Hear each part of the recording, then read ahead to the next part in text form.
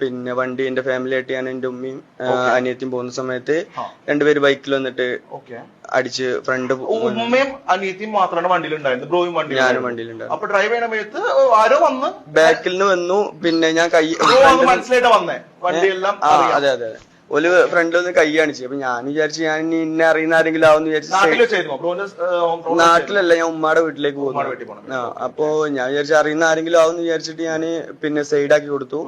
ബാക്കിലിരുന്ന ആള് വണ്ടിയിൽ നിന്ന് ഇറങ്ങിയിട്ട് ഫ്രണ്ടിലെ ഗ്ലാസ് ചില്ല് മുന്നിൽ വന്നു. ബൈക്കിലായിരുന്നു.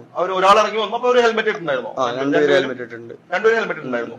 എന്നിട്ട് വന്ന് അടിച്ച് ഓല് വണ്ടി എടുത്ത് പോയി. അപ്പൊ ഞാൻ ഓല് ബാക്കിൽ ഈ ഫോണില് വീഡിയോ എടുക്കാൻ വേണ്ടിയിട്ട് അപ്പൊ തന്നെ പോയി. പക്ഷെ അപ്പൊ ബേജാറിൽ എനിക്ക് ഫോൺ തുറന്നിട്ട് കിട്ടുന്നില്ല. എന്തായാലും ഒരാളെ അടിക്കാൻ വരുമ്പോ ഒരാളെ നമ്മൾ അടിക്കാൻ വരുമ്പോൾ ഒരു ഫീലിങ്സ് നമുക്കേ അറിയുള്ളൂ. പിന്നെ അത് മാത്രല്ല ഫാമിലി ഉണ്ട്, ഉമ്മയുണ്ട്, അനിയത്തി ഉമ്മയൊക്കെ വണ്ടി ഇരുന്നിട്ട് കരയുന്ന. അപ്പൊ സ്വാഭാവികമായിട്ട് എനിക്കും ഇമോഷണൽ ആയി ഞാൻ എനിക്ക് തോന്നി. ഞാൻ അപ്പൊ തന്നെ ഫോൺ എടുത്തിട്ടാണ് ആ വീഡിയോ. അതാണ് ഷാജാനക്ക് കാണുന്നത്. ഓക്കെ അല്ല അത് ഭയങ്കര ഒരു ടച്ചിങ് ഇത് തന്നെയായിരുന്നു. പക്ഷെ അതിന് വരെ നെഗറ്റീവ് പറയുന്ന ആൾക്കാരാണ്.